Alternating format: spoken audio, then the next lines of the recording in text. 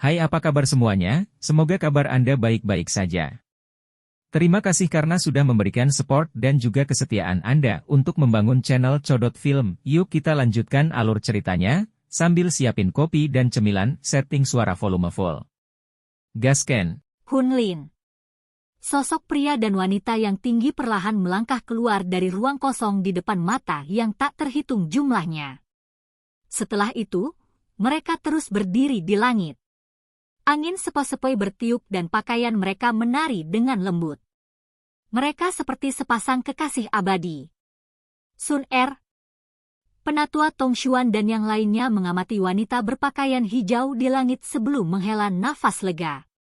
Sun Er tidak diragukan lagi adalah orang paling penting dalam klan Gu. Jika ada kecelakaan yang menimpanya, mereka akan berakhir dengan kerugian besar yang tidak dapat diisi. Itu adalah Xiao Yan, ya, aura ini. Mata Penatua Tong Xuan berhenti pada Sun Er sebelum tiba-tiba beralih ke pria muda berambut hitam di sampingnya. Setelah itu, matanya sedikit mengeras, dan kejutan muncul di dalamnya. Dengan penglihatannya, dia secara alami bisa merasakan aura Xiao yang telah mencapai bintang Dou Zun 8. Ini berkali-kali lebih kuat dari setengah tahun yang lalu. Kekuatannya meningkat 3 bintang, kecepatan yang menakutkan. Beberapa sesepuh saling berhadapan. Ada kejutan yang tidak bisa disembunyikan di wajah mereka. Meskipun makam surgawi misterius dan memiliki aliran waktu yang unik, cukup luar biasa bagi seseorang untuk meningkatkan kekuatannya dengan 3 bintang selama 3 tahun. Setidaknya, ini adalah pertama kalinya mereka menyaksikan seseorang meningkat pesat, bahkan jika dibandingkan dengan banyak orang yang telah memasuki makam surgawi sebelumnya. Mungkinkah karena makam Xiao Xuan? Penatua Tong Xuan sedikit mengerutkan kening. Dia sangat berpengetahuan dan menyadari betapa sulitnya meningkatkan kekuatan seseorang dengan 3 bintang. Setelah merenung sejenak, dia memikirkan makam yang ditinggalkan Xiao Xuan di makam surgawi. Xiao Yan dan Sun Er di langit melihat sekeliling mereka sambil ditatap oleh banyak pasang mata. Mereka menghirup udara segar dalam-dalam. Setelah ditutup di dalam aula kuno untuk waktu yang lama, dunia luar tampak sangat indah bagi mereka. Tidak terduga bahkan mayat Hun Ya dan Hun Li dikirim. Mata Xiao yang tiba-tiba berhenti di 2 mayat yang tergantung di langit. Alisnya terangkat tanpa disadari saat dia bergumam. Haha, saudara Xiao Yan, tidak terduga bahwa kekuatan Anda telah mencapai tahap ini. Setelah hanya 2 tahun, Huo Xuan memimpin Huo Xi sambil tersenyum.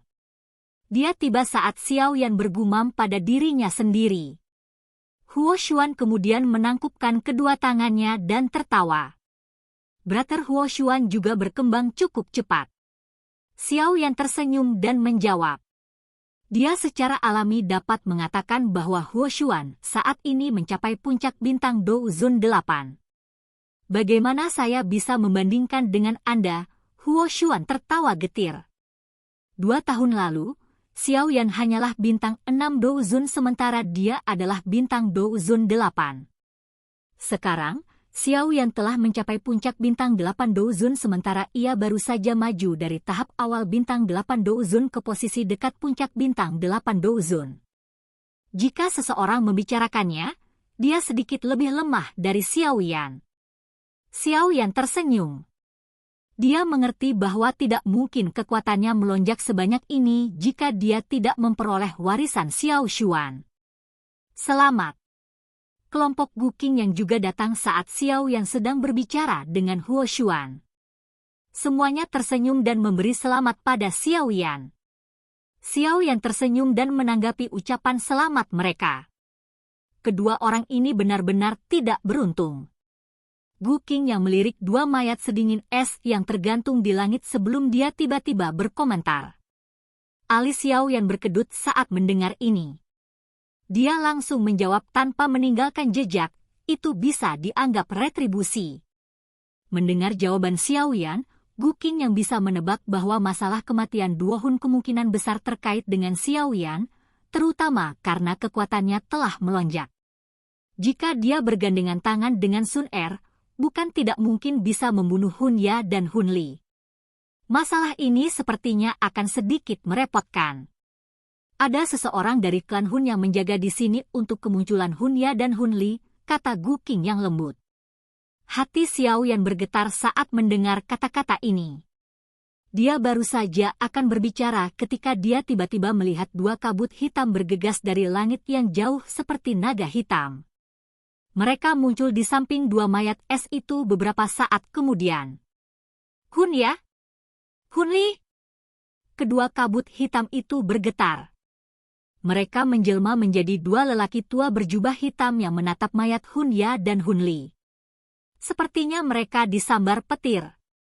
Tak satu pun dari mereka yang menyangka bahwa keduanya, yang telah memasuki makam surgawi, benar-benar akan mati. Orang-orang di sekitar juga buru-buru mundur ketika mereka melihat mata mereka memerah. Mereka takut kedua lelaki tua ini tiba-tiba menjadi gila. Mata kedua pria tua berjubah hitam itu memerah, dan mereka mulai terengah-engah seperti banteng. Sesaat kemudian, mereka tiba-tiba bertukar pandang. Mata mereka tiba-tiba berbalik dan menatap Xiao Yan di langit. Sebelum Hun Ya dan Hun Li memasuki makam surgawi, mereka sadar bahwa Hun Ya dan Hun Li berencana membunuh Xiao Yan di makam surgawi. Namun, Xiao Yan saat ini baik-baik saja dan kekuatannya bahkan melonjak. Di sisi lain, Hun Ya dan Hun Li berakhir dengan nasib yang menyedihkan. Adegan ini menyebabkan mereka segera menaruh keraguan mereka pada Xiao Yan. Xiao Yan! Keduanya dengan kejam menatap Xiao Yan. Sesaat kemudian, salah satu dari mereka tidak dapat bertahan lebih lama lagi. Raungan marah yang berisi keinginan membunuh bergema di langit. Xiao Yan menyelipkan matanya yang tenang saat dia mendengar raungan. Dia bertanya dengan suara lemah, apakah ada yang ingin kamu katakan? Hidup untuk hidup. Ekspresi pria berjubah hitam itu sangat suram. Lengan bajunya bergetar setelah kata terakhirnya terdengar. Rantai hitam yang berisi aura dingin gelap menembus udara kosong dan dengan kejam menembak ke arah Xiao Yan. Ekspresi Xiao Yan tidak berubah saat dihadapkan pada serangan tiba-tiba pria tua berjubah hitam itu.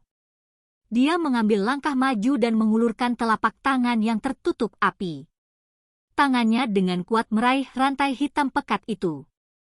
Api ungu coklat mengikuti rantai dan melesat ke bawah sebelum menyerang orang tua itu. HMPH! Penatua berpakaian hitam itu mendengus dingin saat melihat Xiao Yan membalas. Dia mengepalkan tinjunya, kabut hitam itu seperti naga beracun saat mengikuti rantai dan mengeluarkan suara gemuruh. Itu dengan kejam bertabrakan dengan garis api ungu coklat. Bang! Api dan kabut hitam meledak saat bersentuhan. Kekuatan yang kuat memotong rantai. Rantai itu meledak di langit, dan angin kencang menyapu dari titik ledakan. Bahu Xiao Yan bergetar dan angin bertiup kencang. Di sisi lain, lelaki tua berpakaian hitam itu terhuyung mundur. Jelas, dia dirugikan dalam pertukaran ini. Orang tua, seseorang seharusnya tidak bertingkah laku tanpa malu-malu. Xiao Yan membuang rantai di tangannya. Matanya sedingin es saat mereka fokus pada sesepuh berpakaian hitam itu. Dia dengan dingin tertawa. Orang tua berpakaian hitam itu menstabilkan tubuhnya. Ekspresinya sangat jelek. Kekuatan lelaki tua itu sekitar bintang Douzun 8, tetapi dia tidak berharap Xiao Yan mendapatkan keuntungan di tangannya. Hun Lin, ini alam Gu, bukan alam Hun Mu. Penatua Tong Xuan juga mengerutkan kening saat dia berbicara dengan suara yang dalam. HMPH, Xuan Tong, anggota klan Hun kami telah kehilangan nyawa mereka di tempatmu ini. Kalian semua berbagi kesalahan. Orang tua yang dipanggil Hun Lin itu berteriak dengan marah. Xiao Yan, saya pikir Anda harus patuh mengikuti saya kembali ke klan Hun. Jika Anda benar-benar bukan pembunuh Hun Ya dan Hun Li, kami pasti tidak akan mempersulit Anda. Orang tua berpakaian hitam lainnya dengan dingin berteriak. tidak masuk akal. Xiao Yan tidak bisa menahan tawa keras saat mendengar ini. Kedua orang tua ini benar-benar bodoh. Mereka sebenarnya bisa mengucapkan kata-kata seperti itu. Tuan-tuan, makam surgawi penuh dengan bahaya. Tidak ada yang berani menjamin bahwa seseorang akan dapat keluar dengan lancar. Jika Anda tidak memiliki bukti untuk membuktikan bahwa Xiao Yan Gege adalah pembunuhnya, mohon jangan serang secara acak. Tempat ini adalah setelah semua klan Guku. Mata cantik Sun Er melirik Duo Hunlin saat dia berbicara dengan samar. Selain itu, masalah ini belum dianggap selesai. Hunya dan Hunli pernah meluncurkan serangan diam-diam pada semua orang dari klan Gu kami di makam surgawi. Kalian berdua mungkin harus memberikan penjelasan untuk ini.